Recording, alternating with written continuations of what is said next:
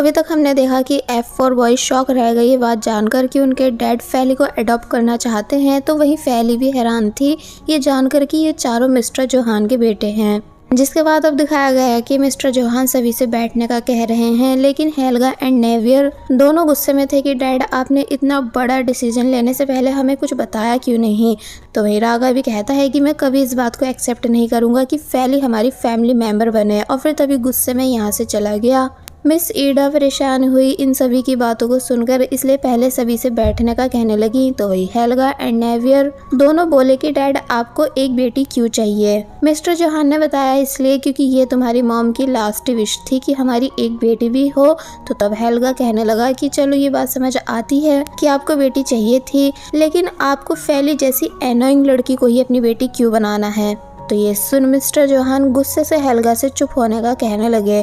फैली uncomfortable feel करने लगी थी इन सभी बातों को सुनकर, इसलिए वॉशरूम का बहाना करके यहाँ से चली गई। एंड जब जैसी बाहर आई तो तब उसे यहाँ रागा के हाथ में अपना वही लॉकेट दिखा जो कि स्कूल में खो गया था। इसलिए रागा से कहने लगी कि ये मेरा है, मुझे वापस कर दो। तो तब रागा लॉकेट देता नहीं बल्कि बोला कि अगर तुम्हें ये वापस चाहिए तो अंदर जाकर मेरे डैड से कहो कि तुम्हें उनका ऑफर एक्सेप्ट नहीं करना है, तभी मैं तुमको तुम्हारी ये चीज वापस करूंगा। तो ये सुन फैली चुप हो गई।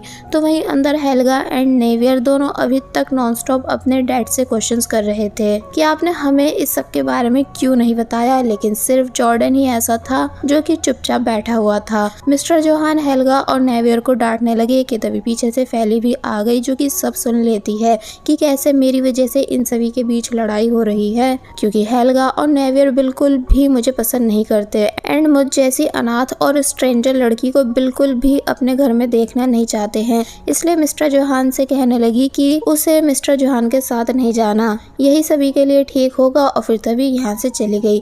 तो तब मिस ईडा फैली के लिए परेशान होने लगी, लेकिन मिस्टर जोहान उनसे बोले कि आप प्लीज मुझे फैली से अकेले में बात करने दीजिए, और फिर फैली के रूम में आकर समझाने लगे कि वो पूरे दिल से फैली को अडॉप्ट करना चाहते हैं एंड अच्छी लाइफ देना चाहते हैं, क्योंकि यही उनकी वाइफ की भी लास्ट विश थी कि उनकी एक बेटी भी हो। तो तब फैली पूछती है कि पर मैं ही क्यों, जबकि आपने देखा ना कि आपके बेटे मुझे बिल्कुल भी पसंद नहीं करते एंड उनका ऐसे रिएक्ट करना ठीक भी है, क्योंकि शायद हम ऑर्फनेज के बच्चों को कोई भी अपनी फैमिली बनाना पसंद नहीं करता है। तो तब मिस्टर जोहान बोले कि नहीं ऐसा बिल्कुल नहीं है, और फिर बताते हैं कि उन्होंने जब से फैली को देखा था एंड उसकी बातों को सुना था तो उन्हें फैली तभी पसंद आ गई थी कि उनकी एक ऐसी ही बेटी होती। और फिर जब उनको फैली के बर्थडे वाले दिन पता चला कि फैली ऑर्फनेज में रहती है, तो इसलिए उन्होंने तभी डिसाइड कर लिया था कि वो फैली को अडॉप्ट करेंगे, और फिर प्रॉमिस करने लग जाते हैं कि वो फैली को बहुत प्यार से अपने घर में रखेंगे, या फिर फैली बस 3 मंथ्स के लिए उनके घर में रहकर देख ले, क्योंकि उनके बेटे बुरे नहीं हैं, बल्कि उन्हें बस थोड़ा टाइम चाहिए होगा तुमको समझने के लिए। तो ये सुन फैली बस चुप बैठी रह गई। जिसके बाद अब दिखाया गया कि रागा अपने ब्रदर्स के साथ वापस घर आ चुका है, लेकिन बहुत ही ज्यादा गुस्से में था, इसलिए गुस्से में ही घर के अंदर गया एंड अपने रूम में आकर और भी ज्यादा गुस्सा करने लगा कि उसके डैड ऐसे कैसे किसी अनजान लड़की को घर में लाने का डिसाइड कर सकते हैं। और फिर तभी अपनी मॉम की फोटो को देखकर उन्हें याद करने लग जाता है, लेकिन जब जैसे ही जॉर्डन रागा से बात करने आया तो उसने फोटो को रख दिया। रागा पूछता है कि तुम्हें क्या लगता है कि डैड क्या सच में उस लड़की को अडॉप्ट कर लेंगे। तो तब जॉर्डन बोला कि डैड ठीक तुम्हारी तरह हैं, जिन्होंने अगर एक बार डिसाइड कर लिया कि उन्हें फैली को अडॉप्ट करना है तो वो उसे अडॉप्ट करके ही रहेंगे एंड हमको भी उनके डिसीजन की रिस्पेक्ट करनी चाहिए। तो ये सुन रागा चुप हो गया। जिसके बाद अब हम नेक्स्ट देखते हैं कि कैसे फैली अपना सामान पैक करके जा रही है। तो तब सभी बच्चे उदास थे, इसका मतलब फैली ने मिस्टर जोहान के ऑफर को एक्सेप्ट कर लिया है। फैली डोर के पास आई तो तब सभी बच्चे कहने लगे कि सिस्टर आप प्लीज हमें भूल मत जाना। तो तब फैली बोली कि वो उन्हें कभी नहीं भूल सकती, बल्कि वो उन सभी से मिलने आती जाती रहेगी। मिस्टर जोहान भी यहाँ आ गए फैली को लेने के लिए। तो तब फैली ने जाने से पहले मिस ईडा को सभी चीज़ों के लिए थैंक्स किया।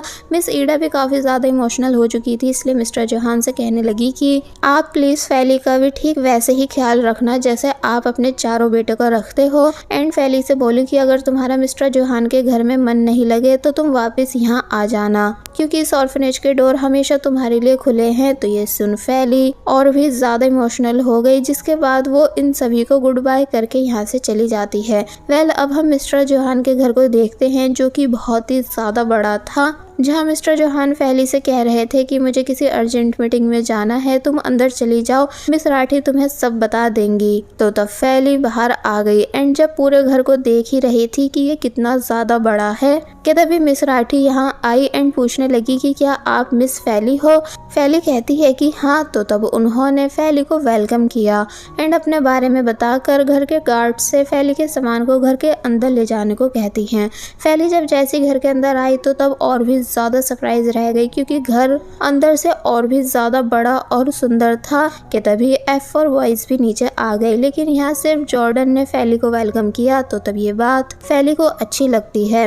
जॉर्डन कहता है कि चलो मैं भी तुम्हें मिस राठी के साथ तुम्हारा रूम दिखा देता हूँ। और फिर जब ये तीनों ऊपर जाने लगे तो तब नेवियर बोला कि क्या सच में ये लड़की यहाँ रहने आ गई है। हेल्गा कहता है कि हमें इसको यहाँ से कैसे भी करके भगाना चाहिए। तो तब रागा बोलता है कि तुम दोनों फिक्र मत करो, मेरे पास एक आइडिया है इसको यहाँ से भगाने का। अब हम देखते हैं कि मिस राठी फैली को उसके रूम एंड वाईफाई का पासवर्ड दे देती है, ये बताकर कि ये रूम सिर्फ इसी पासवर्ड से ओपन होगा। तो तब फैली कहती है कि क्या यहाँ कोई ऐसा रूम नहीं है जहाँ के डोर नॉर्मल हो। तो तब जॉर्डन हंसकर बताने लगा कि नहीं, इस घर के सभी डोर्स पर स्मार्ट लॉक है। फैली बोलती है कि ये घर है या फिर कुछ और। तो तब जॉर्डन बोला कि ये घर ही है एंड अब से ये तुम्हारा भी घर है। नेवियर एंड हेल्गा ये दोनों भी ऊपर आ गए एंड फैली को घूरने लगे।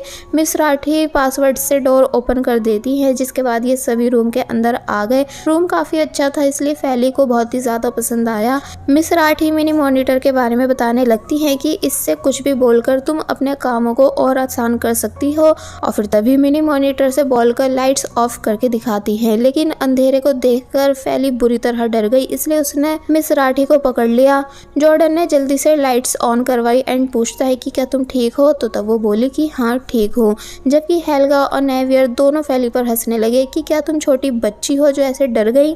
मिस राठी कहती हैं कि आप भी मिनी मॉनिटर यूज करके देखो। तो तब फैली मॉनिटर के काफी क्लोज जाकर कर्टन्स क्लोज कराती है जो कि हो भी गई इसलिए खुश होने लगी ये देखकर। तो तब जॉर्डन भी हंसा एंड बोला कि तुम्हें इतने क्लोज जाने की ज़रूरत नहीं, यानी तुम यहाँ सेंटर में खड़े होकर भी ऑर्डर दे सकती हो। और फिर तभी उसने मिनी मॉनिटर से बोलकर कर्टन्स ओपन करा दिए। फैली वापस से खुश हो जाती है ये चीज़ देखकर। तो तब जॉर्डन बोला कि अब तुम्हें रेस्ट कर लेना चाहिए और फिर अपने भाइयों से उसके साथ चलने को कहने लगा। तो तब ये तीनों यहाँ से चले गए जिसके बाद अब हम थोड़ी बहुत देर के बाद का सीन देखते हैं जहाँ फैली फ्रेश होकर बाहर आ रही थी कि तभी उसे मिनी मॉनिटर ने बताया कि मिस्टर रागा आपका वेट कर रहे हैं। तो तब इसलिए फैली नीचे आ गई एंड पूछने लगी कि क्या हुआ। तो तब वो कहता है कि मेरे साथ चलो एंड बाहर आकर कार के पास आ जाता है और फैली से उसमें बैठने का कहने लगा। फैली पूछती है कि पर हम कहाँ जा रहे हैं एंड बाकी सब कहाँ हैं। तो तब वो बोला कि मैं तुम्हें शॉपिंग कराने लेकर जा रहा हूँ क्योंकि ये डैड का ऑर्डर है। तो ये सुन फैली कार में बैठ गई। रागा फैली को घर से बहुत दूर ले आया एंड बोला कि यही उतर जाओ, मुझे कार पार्क करनी होगी। तो तब फैली अब भी कुछ क्वेश्चंस कर रही थी लेकिन जब रागा चिल्लाने लगा तो तब वो जल्दी से कार से उतर जाती है। रागा यहाँ से चला गया एंड खुशी खुशी वापस घर आ गया ये बोलते हुए कि फाइनली फैली से छुटकारा मिल चुका है। और फिर तभी मिनी मॉनिटर से बोला कि म्यूजिक ऑन करो। जिसके बाद जब जैसे म्यूजिक ऑन हुआ तो तब वो इस मोमेंट को एंजॉय करने लगा। लेकिन फैली अभी तक रागा के वापस आने का वेट कर रही थी, साथ ही वो अपना मोबाइल भी नहीं लाई थी इसलिए और ज्यादा परेशान हो जाती है कि अब मैं क्या करूं। दूसरी तरफ रागा जो कि एंजॉय कर रहा था कि तभी अचानक तेज बारिश स्टार्ट हो गई जिसे देखकर वो बोला कि क्या बारिश को भी अभी होना था। जिसके बाद उसे फैली की फिक्र होने लगती है। स्पेशली डर लग रहा था कि अगर डैड को इस बारे में पता चल गया तो वो मुझे जिंदा नहीं छोड़ेंगे, इसलिए वो वापस उसी जगह आ जाता है जहां उसने फैली को छोड़ा था। तो वहीं फैली भी काफी बुरी तरह भीग चुकी थी रागा के इंतजार में, इसलिए अब जैसे रागा आया अम्ब्रेला लेकर तो तब गुस्सा करने लग जाती है कि तुम आखिर कहाँ चले गए थे, क्या तुम मुझसे इतनी ज्यादा नफरत करते हो जो तुमने ये सब किया। तो तब रागा ये तो बताता नहीं कि वो उसे यहाँ छोड़कर वापस चला गया था, बल्कि झूठ कहने लग जाता है कि मुझे पार्किंग एरिया नहीं मिल रहा था, साथ ही मुझ पर चिल्लाओ मत, मैं अब आ गया हूँ ना, और अगर तुम्हें मेरे साथ नहीं चलना तो मत जाओ। तो तब फैली जिसके पास अब रागा के साथ जाने के अलावा और कोई दूसरा ऑप्शन नहीं, इसलिए वो रागा के साथ चली गई। जिसके बाद अब हम नेक्स्ट डे देखते हैं जहां F4 बॉयज़ एंड फैली ये सभी स्कूल के लिए रेडी होकर नीचे आए। तो तब मिस्टर जोहान कहने लगे कि तुम सब रेडी हो स्कूल जाने के लिए, लेकिन फैली ने उनका हाथ मांगा एंड उनको बहुत ही प्यार से ग्रीट किया, जो बात मिस्टर जोहान को बहुत ही ज़्यादा पसंद आई लेकिन रागा को बिल्कुल भी नहीं। मिस्टर जोहान बोले कि तुम सब फैली को भी अपने साथ स्कूल लेकर जाओ। तो ये सुन रागा, हेल्गा और नेवियर इन तीनों का मुंह बन गया। तो वहीं जॉर्डन सभी को देखकर बोला कि कार में स्पेस नहीं रहेगा, इसलिए कहता है कि डैड मैं अपनी कार से चला जाऊंगा, और फिर तभी चला गया। जिसके बाद अब हम देखते हैं कि जब फैली रागा, हेल्गा और नेवियर के साथ स्कूल जा रही थी तो तब रागा बीच रास्ते में कार रोक देता है एंड फैली से उतरने का बोलने लगा। फैली बोलती है कि लेकिन अभी तो स्कूल आया नहीं है बल्कि काफ़ी दूर है। तो तब रागा कहता है कि मैं नहीं चाहता हूँ कि किसी को भी स्कूल में पता चले कि तुम अब हमारे घर में रह रही हो, इसलिए तुम्हें रोज़ यहीं उतरना होगा। तो तब फैली रागा के ज़्यादा फोर्स करने और चिल्लाने की वजह से उतर गई एंड अब क्योंकि वो स्कूल के लिए काफ़ी लेट हो रही थी इसलिए उसको भागते हुए स्कूल जाना पड़ता है।